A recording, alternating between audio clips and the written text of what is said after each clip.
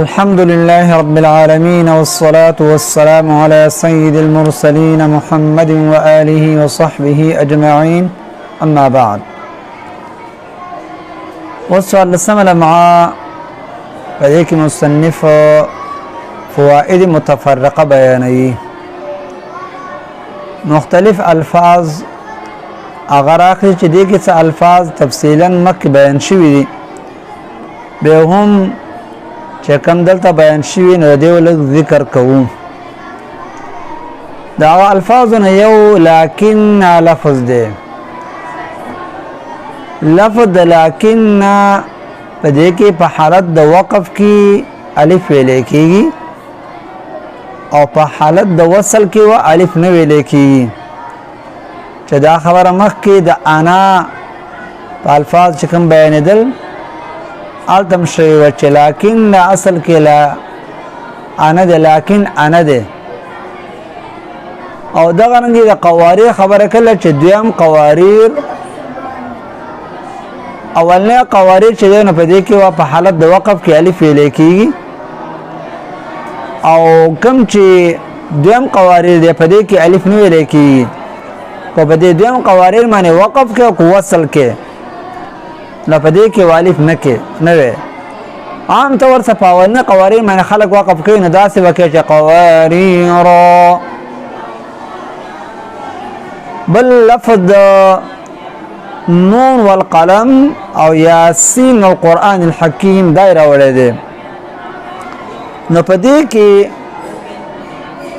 په طریق شاطبیه باندې اظهار دی چې کوم عام طور سکو نون والقلم وما يسطرون او دا غرنګ یاسین خو په طریق طیبه باندې په دې کې ادغام هم ثابت دی نو ادغام به داسې کې چې نون والقلم وما يسطرون او یاسین والقرآن الحکیم خو په حالت د وصل کې یعنی په حالت د ادغام کې بیا په دې کې د مد کیفیت بدلېږي په حالت د وقف کې په دې کې مد لازم حرف مخفف دی او په حالت د وصل کې په دې کې مد لازم حرفي مثقل دی ولا کلمه د لفظ الم نخلقکم دا چې په دې الم نخلقکم کې ادغام تام او ادغام ناقص دواړه ثابت دي خو په دې کې تام اولاد او کنا قسم کې نو په دې کې وا صفت د استعلا باقی پاتې کیږي الم نخلقکم دا څه ونه ویل کی چې الم نخلقکم چې مکمل اظهار شي نو مکمل اظهار هغه ثابت نه دی تام بداسي لك الم نخلقکم او ناقص بداسي الم نخلقکم نور اغا الفاظ راوی چې حطوا ما فرطتم التو د طا ادغام پتا کیږي لیکن ناقص بکیږي سلو کلمات زکا چې طا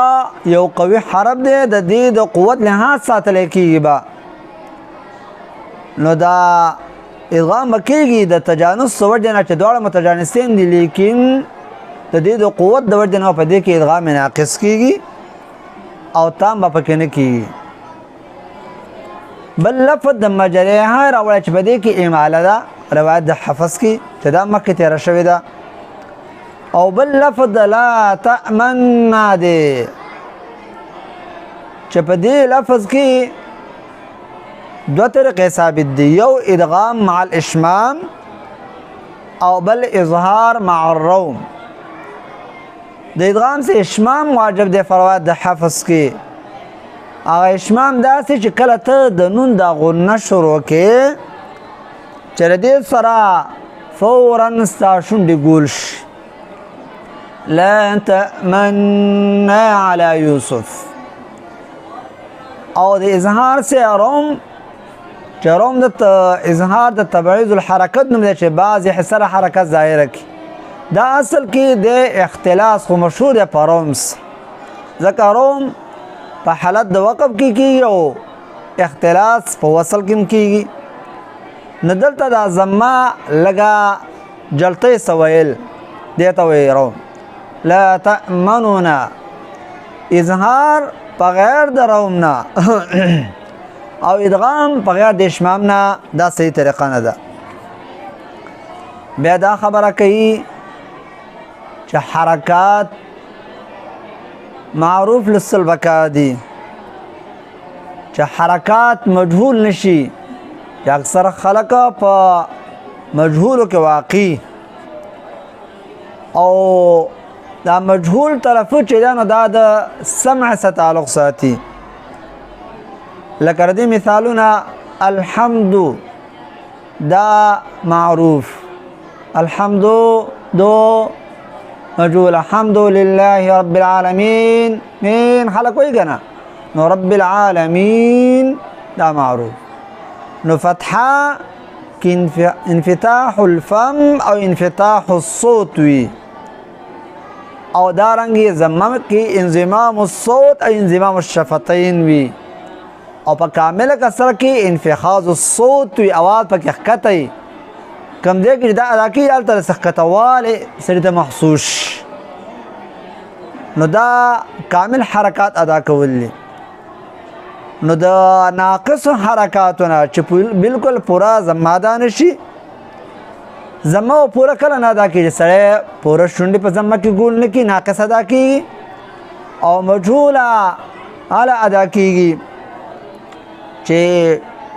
انضمام د شفتینو صحیح ونشي او داسې الفاظ پکې پیدا شي لکه تاسو سما مثالونه درله الحمدلله الحمدلله الحمدلله. نو مجهول تلفظ دا په قران کریم کې نشته د دې نه ځان ساتل پکار دي.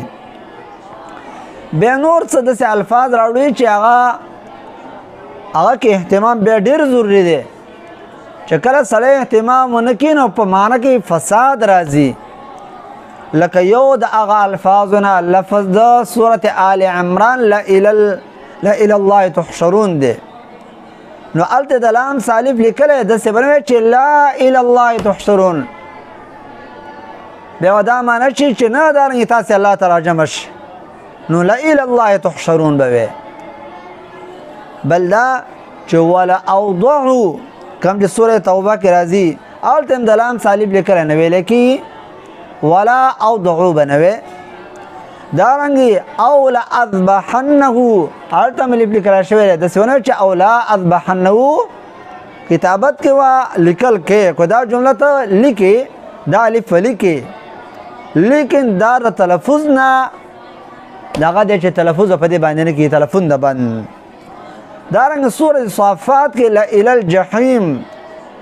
الته ملي دا سونه چې لا الى الجحيم چې کله سره صحیح ناظره باندې نه پوهېږي نو هغه داسې بیا ځان سره ناظره کوي ویلا الی الجحیم او چې بیا د معنی ته پته نه نو خامخا به وي لانتم اشد رهبه التم چې لا انتم ونه ویلی شي. یو څو الفاظ نور داسې لکه افئن ماته او افئن مته آل عمران انبیا والا الته د فاصلو صلیب لیکل شوی خو هغه نه ویلی کېږي الته افئن مت او افئن ماتا الته خیال کول. دارنګي کهف صورت کې چې لشیء لفظ راځي نو لشیء او چد لیکل شوی لشیء نو داسې بنوي الف پکې نه ویل کی لشیء دا د تلفظ وکړه لکه سره چې پر رسم کې الف موجود نه وي تلفظ به داسې ښه. او دارنګي نبئن کلمه چې نبئن لیکل شوی نبئن د دې الفاظو اهتمام دا ضروری دی. او نور کوم الفاظ چې سلاسل او دارنګي الظنون او الرسول او السبيل هغه د دې نه مخکې لمه کې دا باس شوی دی خو دلته مصنف څه فواید راوړو داغه بیانول مقصود وبالله توفیق.